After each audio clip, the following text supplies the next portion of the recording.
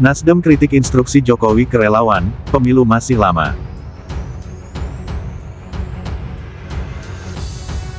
Jokowi hanya sibuk memikirkan masa depan anak-anaknya. Dia hanya sibuk memikirkan masa depan keluarganya. Keluarga yang korup dan nepotis hanya akan sibuk mempertahankan kekuasaan. Dia tidak akan rela melepaskan kekuasaan keluarganya kepada siapapun dan kapanpun.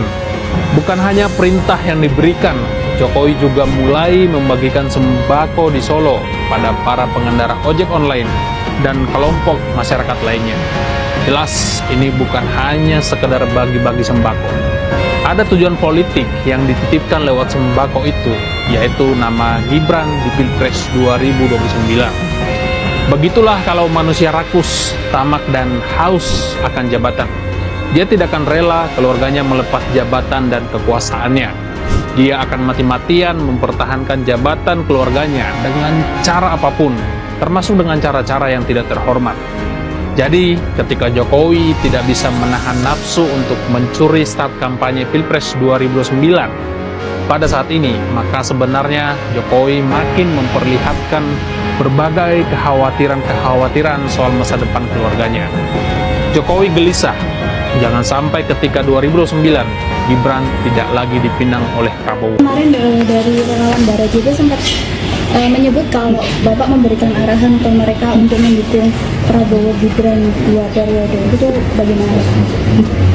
Sejak awal saya sampaikan kepada seluruh relawan untuk itu. Ini kan yang menjadi highlightnya kan 2 periodenya Pak ini, apakah memang?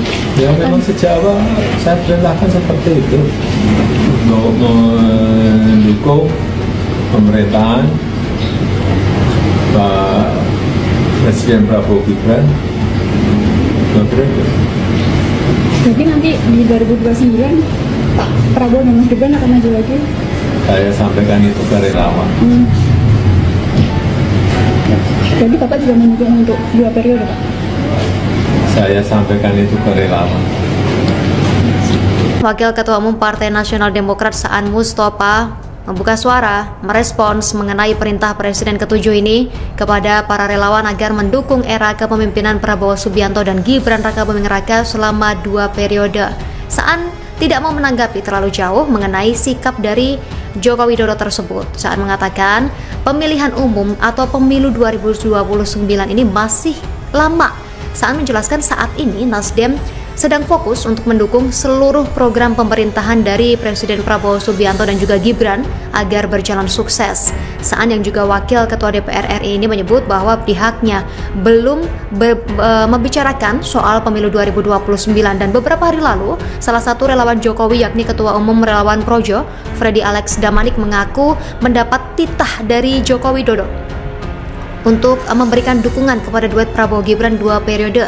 Dengan kata lain, Prabowo dan Gibran didukung lagi untuk mencalonkan sebagai Presiden dan Wakil Presiden Republik Indonesia pada pemilu 2029 kelak. Projo atau Projokowi merupakan organisasi relawan yang dibentuk untuk mendukung Jokowi selama kampanye presidennya, khususnya pada pemilihan presiden atau Pilpres 2014 dan 2019. Tribuners, Ketua DPR RI Puan Maharani pun sebelumnya sempat merespons terkait usulan Presiden ke-7 Republik Indonesia Joko Widodo agar duet Presiden Prabowo dan Wakil Presiden Gibran ini dilanjutkan hingga 2 periode. Puan pun mengajak semua pihak saat ini untuk terus bergotong royong membangun bangsa dan negara, di mana Ketua DPP PDIP ini mengatakan pemilu masih jauh, sama dengan respons dari Saan tadi. Jokowi perintahkan relawannya dukung Prabowo Gibran 2 periode. Emangnya siapa Jokowi bisa memaksa Prabowo harus berdampingan dengan Gibran 2029 nanti? Emangnya relawan punya hak politik apa mencalonkan seseorang menjadi capres atau cawapres? Peserta pemilu itu bukan relawan, Pak Jokowi. Peserta pemilu itu partai politik. Jadi kok bisa-bisanya Jokowi merintahkan relawannya dukung Prabowo Gibran 2 periode? Apa Jokowi mulai takut ya? Karena Prabowo sudah mencium gelagat Gibran mau maju 2029, makanya sekarang pura-pura menahan diri bilang akan mendampingi, akan 2 periode jadi wakil. Gaya berpolitikmu itu, Kowi.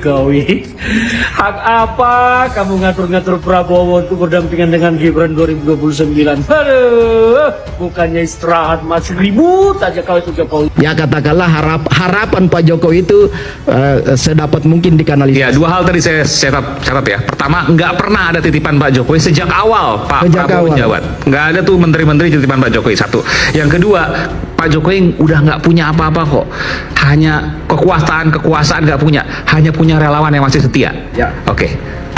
Hal lainnya adalah ya kekuasaan kan begini-gini juga gitu. Jadi pada tingkat tertentu Pak Jokowi juga mungkin nggak perlu merasa terlalu kecewa karena jangankan Pak Prabowo yang pindah gitu, relawan-relawan dia juga sekarang kan banyak yang ganti nama.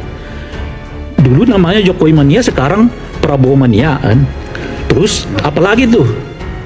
Anda tadi dulu ada apa namanya Bung Andi? Dulu kan Jokowi Mania. Jokowi Mania. Sekarang ini kita ini sudah berubah. Berubah menjadi kita ini Prabowo Gibran. Iya. Rumah Juang, Prabowo Gibran itu ada juga kan Jokowi Mania, Prabowo Mania dulu. Itu kan sudah kecil. Oke, jadi yang saya mau katakan itu kan, yang saya mau katakan itu kekuasaan itu ya begitu gitu. Ya kan? Seperti bunglon. Bukan seperti bunglon. Ya di mana kekuasaan itu ada. Karena Pak Jokowi katanya udah nggak punya kekuasaan, orang pindah ke Pak Prabowo. Jokowi Mania pindah menjadi Prabowo Mania. Saya nggak tahu tadi Projo pindah jadi apa, nggak tahu juga. Bara JP.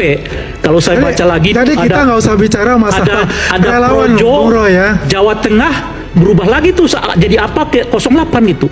Jadi di politik ini udah kita lihat nggak ada orang benar-benar setia kok. Kesetiaannya itu pada apa? Pada kekuasaan itu. Begitu kekuasaannya pindah dari Pak Jokowi ke Pak Prabowo, yang lainnya juga berubah. Mungkin saya jelaskan ya, kalau dibilang nggak ada yang setia, relawan Prabowo setia, Pak. Relawan Prabowo. Saya relawan Prabowo sejati. Ya.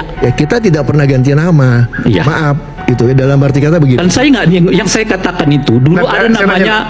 Anda pernah ikut membela Pak Jokowi? Nggak pernah. Ya makanya kan saya mau mengatakan dulu ada namanya Jokowi Mania. Begitu Pak Jokowi sudah nggak berkuasa, yang berkuasa Prabowo pindah menjadi Prabowo Mania. Saya nambah aku jelaskan yang ini. Jadi gini. Ya nanti dijelaskan. Bung Roy, aku jelaskan. Ya nanti dijelaskan. Karena ini udah masuk ke mungkin begini ya. Poinnya Bung adalah begitulah kekuasaan itu.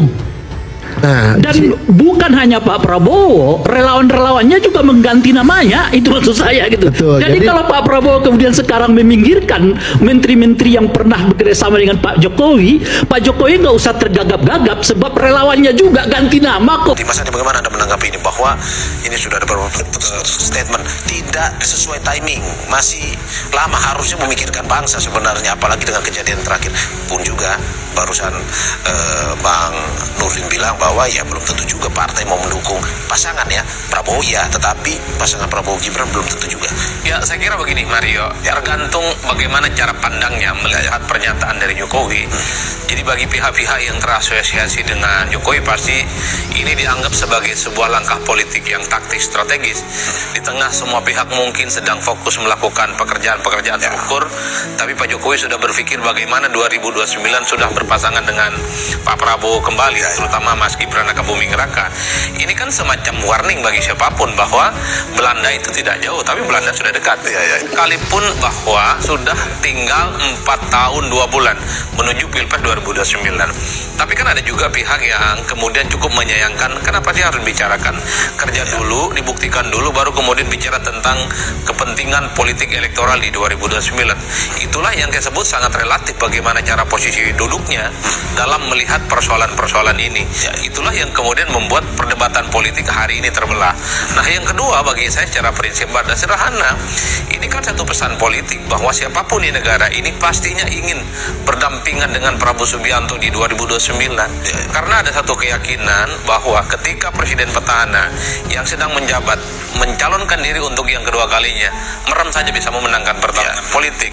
Rumus dasarnya siapapun nanti yang bisa mendampingi Pak Prabowo di 2029, sangat mungkin di 5 tahun selanjutnya dialah yang kemudian akan menjadi presiden. Dia punya insentif, dia punya networking, punya popularitas, kredibilitas, punya elektabilitas. Itulah yang saya sebutkan. Di 2029 sebenarnya adalah soal pertarungan siapa yang akan mampu berdampingan dengan Pak Prabowo Subianto. Bukan hanya Mas Gibran. Saya hakul yakin ketua umum partai yang hari ini menjadi ketua umum partai plus jadi juga menjadi menterinya Pak Prabowo Subianto juga punya intensi dan punya keinginan untuk bisa maju. Cuman mereka itu tidak sevulgar yang seperti kita saksikan dalam belakangan ini. Oleh karena itu bagi saya persoalan posisi cawapres ini yang saya kira akan menjadi rebutan oleh berbagai begitu banyak pihak di 2029 nantinya. Itulah yang saya kira kenapa persoalan duet 2 periode antara Pak Prabowo dan Gibran ini menjadi sesuatu yang agak panjang. Dalam konteks Pak Prabowo-nya 2 periode nggak ada persoalan. Saya kira semua welcome. PDIP kelihatan juga sangat happy dengan itu, tidak terlampau mempertimbangkan.